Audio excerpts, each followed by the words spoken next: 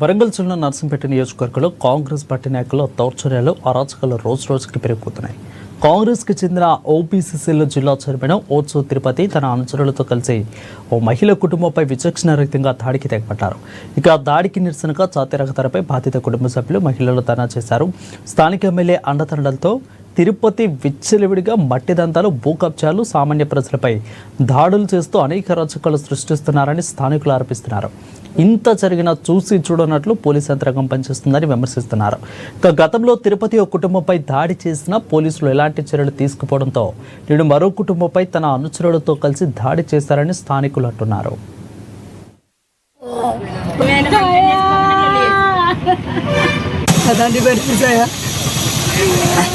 వికలాంగుని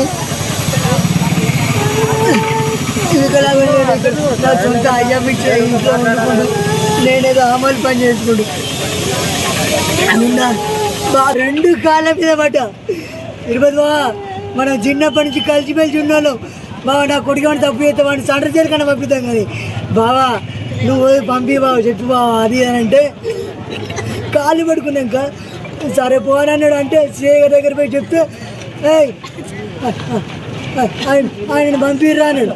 4 రోజులు తీసుకొచ్చినాక నేను అన్న, సార్ నా కొడుకు ఏమైనా తప్పు చేసేది సెంటర్ జైలుకే పంపిద్దాం సార్, వానికి బెయిల్ అనేది రాకుండా చేద్దాం సార్ అని చెప్పి ఆల్రెడీ హామీ ఇచ్చి వచ్చినాక మళ్ళీ ఇవాళ నిన్న నా కొడుకు డోర్ కొట్టినాడు రాత్రి. మరి నాకు తెలియదు, నా కొడుకు నా అక్కోళ్ళింటికి అన్నాడు, ఇద్దరు రాజేశ్వరి ఇంటికాడ నైట్ పడుకున్నాడు. అయితే రాత్రి ఎప్పుడు వచ్చిననేది అది ఇక నాకు తెలియదు, దేవుని గారికి ఆ విషయం అనుకొని ఇంట్లోకి వచ్చి నేను బయట అంబేద్కర్ సెంటర్లో ఉన్నా.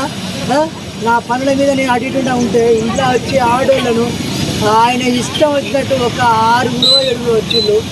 నేను దవ బండి మీద అక్కడ దాకా వచ్చినాక ఆ బండి మీద ఉండగానే ఒకడు కొట్టిడు నన్ను చెంప దీని మీకది వేస్తే ఈ చెవిన పడతలేదు, ఇది కన్ను లేదు, ఈ చెవిన పడతలేదు. దాన్ని పెట్టి నేను వికలాంగుని